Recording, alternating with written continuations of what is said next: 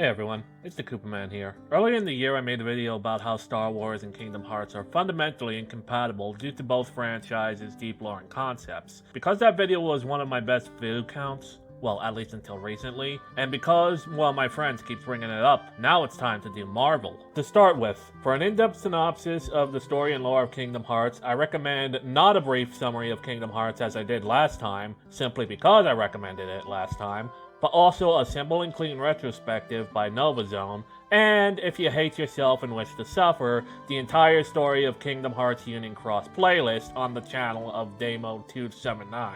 That also includes Kingdom Hearts Dark Road as well. Remember, you have been warned. The ride never ends. As for anything that needs to be explained about any given Marvel continuity, I'll elaborate it as it comes up. So are we ready?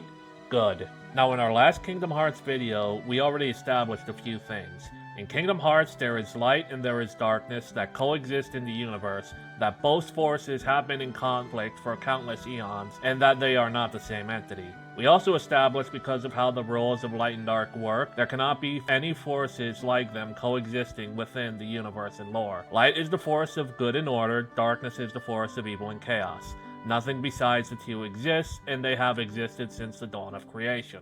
On top of that, we know that the world exists as separate pieces of a once whole world, that the different worlds that make up the pieces exist within their own time and space rules, but are largely pieces of the same Great Plane that existed before the Great Keyblade War. Building onto this, the Keyblade War took place before any of these worlds were in full form existence, with many of their adventures in Daybreak Town taking place in data recreations based on the Book of Prophecies. None of the characters or monsters in those worlds and games were real. Except for Maleficent and Union Cross. Confusing, ain't it?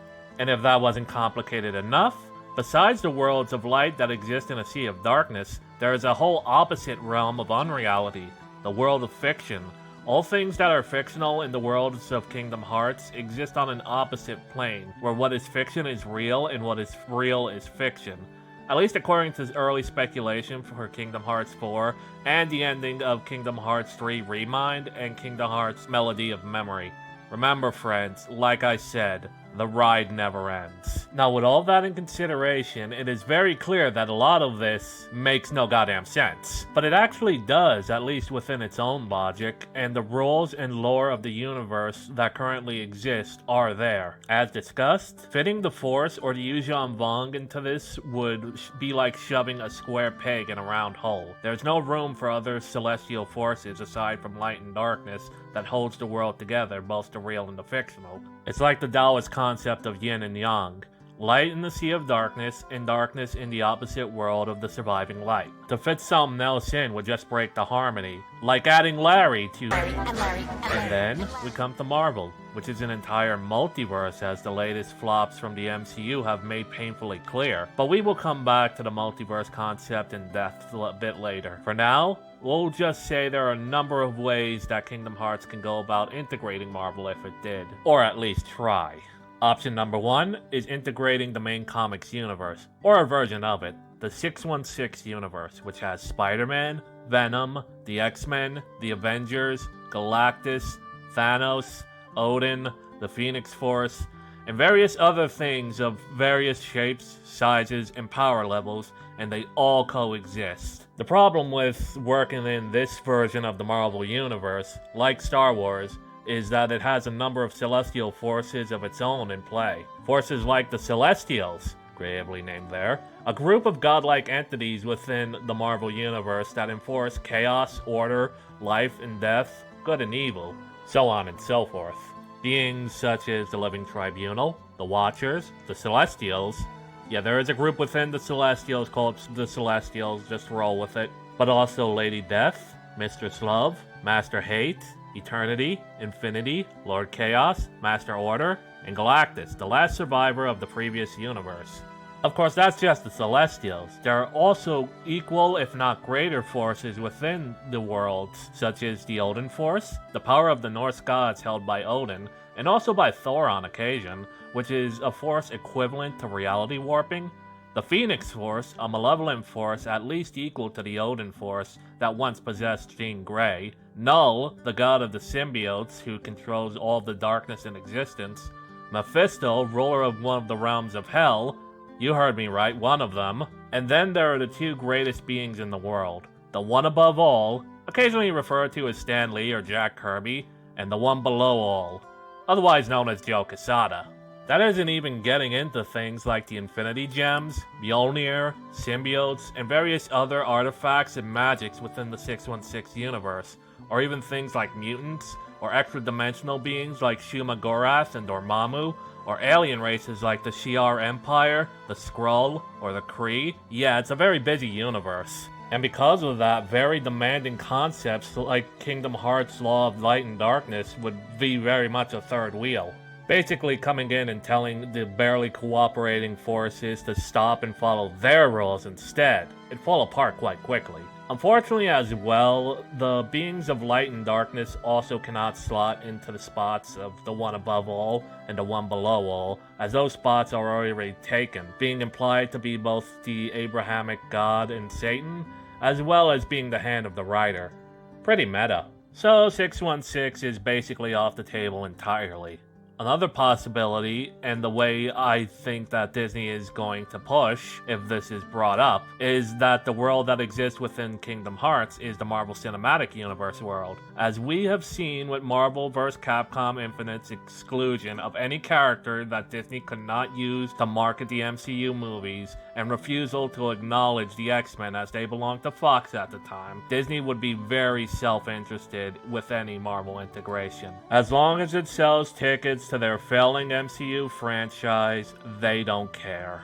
The good news, though, is this narrows the scope quite a bit, as the Marvel Cinematic Universe, universe number 199, a whole bunch of nines, has far less of a chaotic variety of equal but coexisting forces. X-Men and mutants don't exist, and nor do any of the lore related to them, nor do the symbiotes, Null, and much of the Celestials lore at this time of writing. However, what still remains is the Infinity Stones, and they are a major part of the cinematic universe. The stones themselves have existed since creation, and have infinite power over time, space, mind, reality, power, and souls. More than that, the extra-dimensional beings like Dormammu, Ego the Living Planet, and Adam Warlock, as well as various other gods such as Odin and Zeus, do all exist. And to make matters worse, the latest works have been dipping their franchise's toes into the concept of the multiverse, which as it exists contradicts the lore of Kingdom Hearts. The world of Kingdom Hearts all was pieces of a shared universe, a shared whole being. To state that all these shards of existence are but little variants of a greater multiversal tapestry and introduce multiversal forces that supersede Kingdom Hearts Light and Darkness, that would just be taking things too far, and it's doubtful something Nomura himself even wants to do. The lore and story may be convoluted, but they are very much self-contained within its own convolution. Introducing forces greater than light and darkness undermines the greater lore of Kingdom Hearts, and the best way to do that is with multiverse shenanigans. But modern writers love using multiverse as a cheap tool to make soy boys go, wow! So it isn't out of the realm of possibility. The last possible way, at least what I can think of, and this is the route taken by many of the Marvel video games, is the universe represented is one that's self-contained within Kingdom Hearts. The Insomniac Spider-Man, for example, is not the same world as the PS1 Activision Spider-Man, and neither of those are the same world as Marvel Ultimate Alliance or Marvel vs. Capcom, so on and so forth. Unfortunately, these are still parts of the greater Marvel multiverse, and thus have the same multiversal rules and lore to them. The same can be said for any representation of Marvel within Kingdom Hearts games, with the exception of the unclassified Big Hero 6 Pixar universe, which was already represented in Kingdom Hearts 3. If the multiversal Celestials are part of those, they would be a part of Kingdom Hearts as well. It's a no-win situation. As cool an idea as it would be to see Sora web-swinging with Spider-Man, using the Force and lightsabers with Luke Skywalker, or fighting for the realm of Narnia alongside Aslan, there are just some things that cannot be done due to the limitations and lore of the represented universes. Kingdom Hearts may be an autistic mess, but it's one that still has to follow the rules it set up for itself, as do many of the franchises in play otherwise. As I stated before in the previous video, it's all well and good to have one-off Disney fairy tales that begin at Once Upon a Time and end at Happily Ever After, being part of the Kingdom Hearts world, as many of them don't have all that much deep lore behind them. But when you introduce worlds and stories that do, that's when things begin to get difficult. And that would be a true shark jumping moment if it had ever happened.